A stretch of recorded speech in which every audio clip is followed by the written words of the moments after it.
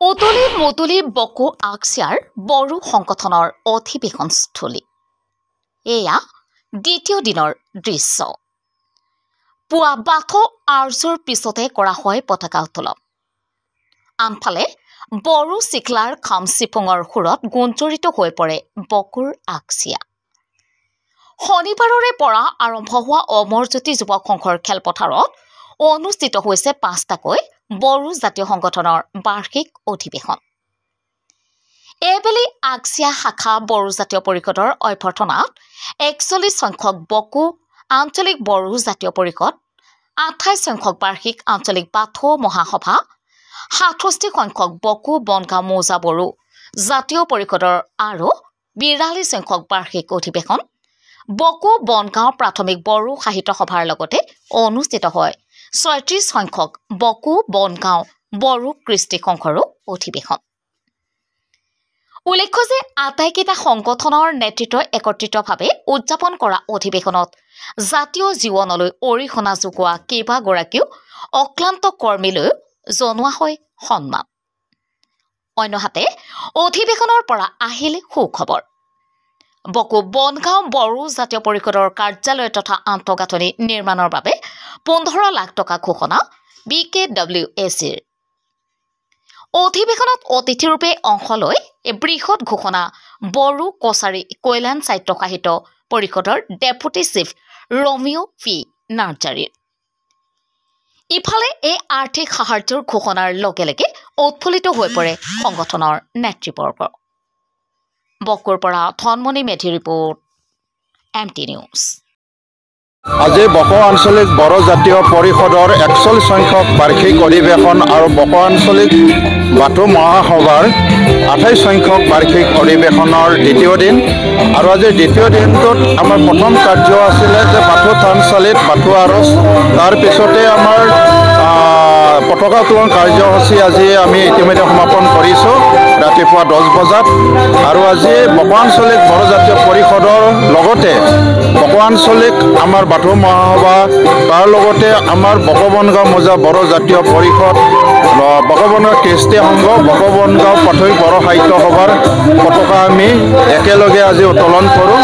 আৰু এই পতাকা উত্তোলন কাৰ্যসূচীত আমাৰ সকলো বড়ো জাতীয় সংগঠনৰ মুৰব্বীসকল উপস্থিত থাকে আৰু প্ৰতিনিধিবৰ্গ উপস্থিত থাকে।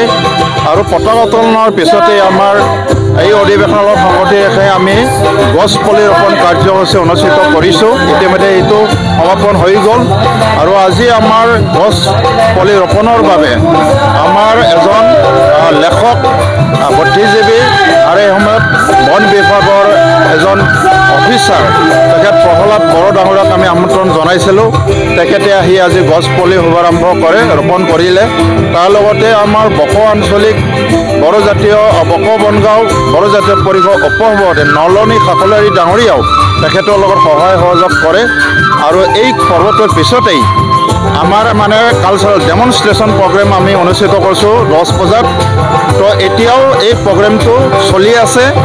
আৰু এই সাংস্কৃতিক প্ৰদৰ্শন বা কালচাৰেল ডেমনষ্ট্ৰেশ্যন প্ৰগ্ৰেমটো আমি উদ্বোধনৰ কাৰণে আমাৰ বড়োৰ বড়ো ছবি জগতৰ এজন বড়ো ছবি নিৰ্মাতা আৰু এজন তেখেত এক্টৰ, বড়ো ফাউগিৰি মেহেৰগুণাং তেখেত ওম প্ৰকাশ কেৰকেটাৰীক আমি আমন্ত্ৰণ জনাইছিলোঁ। তো তেখেতে আহি আমাৰ এই সাংস্কৃতিক প্ৰদৰ্শন বা কালচাৰেল ডেমনষ্ট্ৰেশ্যন যি প্ৰগ্ৰেম ইতিমধ্যে তেওঁ উদ্বোধন কৰি দিলে। আৰু এতিয়াও এই প্ৰগ্ৰেমটো আমাৰ চলি আছে। আৰু আমি আশা কৰিছোঁ দিনৰ ঠিক ১:৩০ বজাত আমি মুকলি সভা আৰম্ভ কৰিম। ইতিমধ্যে মুকলি সভাত আমি কিছুমান বিশিষ্ট ব্যক্তিক আমন্ত্ৰণ জনাইছিলোঁ। ইতিমধ্যে বড়ো কছাৰী সাহিত্য সাহিত্য পৰিষদৰ উপমুখ্য কাৰ্যবাহী সদস্য মাননীয় ৰমিঅ' পি নাৰ্জাৰী আমাৰ মাজত আহি পাইছে। আৰু এজন বিশিষ্ট আমাৰ এজন অতিথি অসম গৌৰৱ বঁটা প্ৰাপক, নেশ্যনেল ইণ্টাৰনেশ্যনেল বহুকেইটা পদক লাভ কৰোঁতা আমাৰ মণিয়াৰী টিনা গোসাঁইহাটৰ আমাৰ অসম গৌৰৱ বঁটা প্ৰাপক তেখেত ধৰণীধৰ বড়ো ডাঙৰীয়াক আমি আমন্ত্ৰণ জনাইছোঁ। তেখেতেও আমাৰ মাজত আহি পাইছে। আৰু বিশিষ্ট অতিথি হিচাপে আমি বাথৌ মহাসভাৰ উপসভাপতি বসন্ত চৰকাৰীক আমন্ত্ৰণ জনাইছিলোঁ, তেখেতেও আমাৰ মাজত আহি পাইছে। আৰু ঠিক তেনেকৈ আজি আমাৰ এই মানে মুকলি সভাখনত ইতিমধ্যে আমাৰ বড়ো কছাৰী সাহিত্য সাহিত্য পৰিষদৰ আন এজন অন্যতম মানে EM তেখেত দশৰথ বড়ো ডাঙৰীয়া আমাৰ মাজত আহিছে।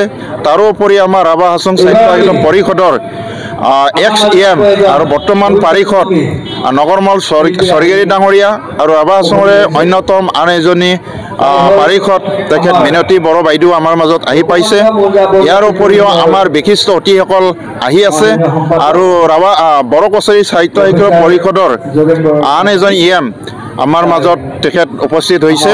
আৰু ঠিক তেনেধৰণে আমাৰ ৰাভা অট'নমাছ কাউন্সিলৰ মুখ্য উপ কাৰ্যবাহী সদস্য মাননীয় টংকেশ্বৰ ৰাভাক আমি আমন্ত্ৰণ জনাইছোঁ, তেখেতেও আমাৰ সভাত যোগদান কৰিব।